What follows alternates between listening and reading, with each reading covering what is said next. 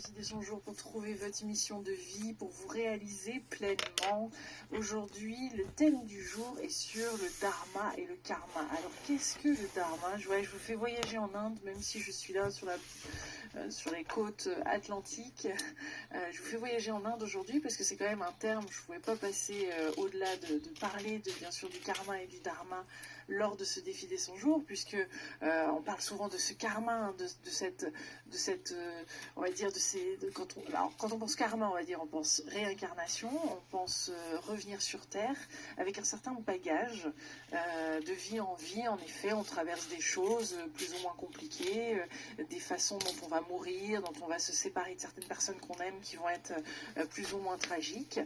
Mais ce qu'il faut savoir, c'est qu'il existe aussi le karma qui est positif. Donc on a un karma négatif et un karma positif. Donc on vient se réincarner pour résoudre certaines choses pour lesquelles on n'aurait pas pu finalement pleinement s'épanouir, on va dire, être dans la compassion, être dans l'amour par rapport à cette situation, etc.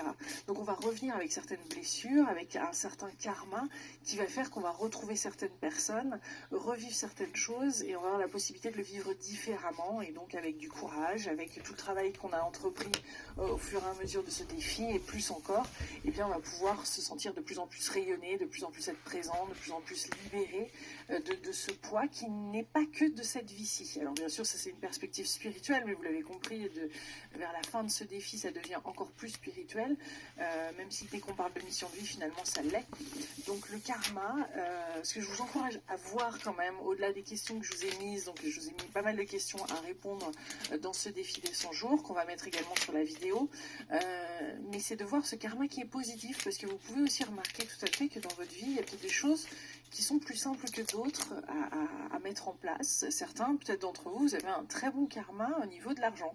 Bah oui, les choses, c'est pas un problème. Vous êtes né dans une certaine famille, ou après vous avez, en tant qu'adulte, bah, les choses viennent à vous, et voilà, pour vous, c'est pas quelque chose de lourd sur lequel vous avez à travailler.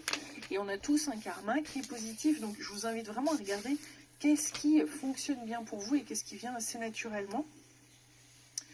Et de regarder les différentes questions que je vous ai posées. Alors, quand on parle karma, on parle aussi dharma, parce que le dharma, c'est plus, en effet, comme le thème de ce cahier, mais ça va un petit peu plus loin, mais c'est sur sa raison d'être, sur son incarnation, sur son choix d'incarnation, et de retrouver cette harmonie et cette paix. Donc le dharma est quelque chose de fabuleux à découvrir, tout comme on l'a pu l'explorer et le ressentir tout au long de ce défi. Donc là je vous ai posé quelques questions dans ce défi du jour. Hein. Pensez-vous être sur votre chemin de vie? Pensez-vous vivre selon les inspirations de votre âme? Pourquoi avez-vous décidé de suivre ce nouveau cycle d'incarnation? Ben oui, si vous êtes réincarné et si vous ressentez qu'il y a un certain karma, ou pourquoi vous auriez eu besoin de revivre ça? Est-ce que vous avez des petits flashs? Est-ce que vous avez eu des flashs au cours de ce défi des 100 jours par rapport à certaines personnes que vous avez rencontrées, par rapport à certains ressentis, comme quoi, voilà, je suis venue me réincarner pour en effet apporter de la légèreté, de l'amour, de la réconciliation, peut-être de la communication, que les choses soient entendues, ou qu'on progresse, qu'on transforme les choses, qu'on soit authentique. Voilà, vous pouvez le faire aussi précisément que possible, mais vous allez voir qu'il y a quand même un thème que vous allez pouvoir ressortir. Quel pourrait être votre dharma au sein de votre famille, de votre couple, de votre communauté. Donc regardez-le aussi à ce niveau-là, hein. Pas seulement au niveau de l'humanité, de l'humain, du service du grand tout, mais regardez-le dans votre cercle familial, de vos amis, de votre couple, puis élargissez au fur et à mesure et voyez en quoi votre raison d'être, quel est le fil conducteur, mais aussi quelle est votre position, quel est votre dharma, votre raison d'être dans ces différents cercles-là.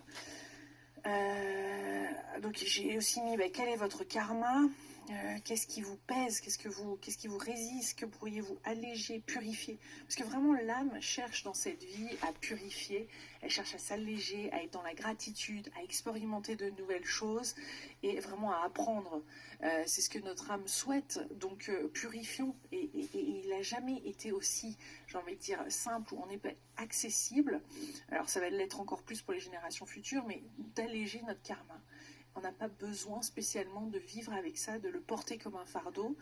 Je mets juste un petit bémol à ceux qui adorent les régressions de vie passée, etc., qui c'est vrai une expérience fabuleuse à vivre.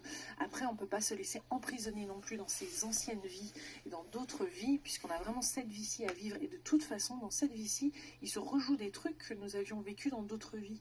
Donc autant, j'ai envie de dire, faire le travail ici, maintenant, avec les éléments qu'on a et les personnes qu'on a. Mais c'est vrai qu'on peut passer, et moi pour l'avoir fait quelques fois, ces régressions de vie passée, j'ai trouvé ça très intéressant. Mais une fois de plus, le piège, c'est l'identification à des fois certaines figures de l'histoire. Il va y avoir plusieurs Jeanne d'Arc, Jésus, Marie-Magdeleine, etc. Mais, et ça c'était un concept, je pense que j'en avais parlé lors de certaines de ces vidéos, où on peut être imprégné d'une vie, d'une vie, d'une personne comme ça connue. On a décidé, notre âme a décidé de récupérer certains bouts, certains éléments de ça, et c'est pas pour autant qu'on essaie cette personne-là. D'où, en gros, il y a pas mal de gens qui peuvent se retrouver dans les réalités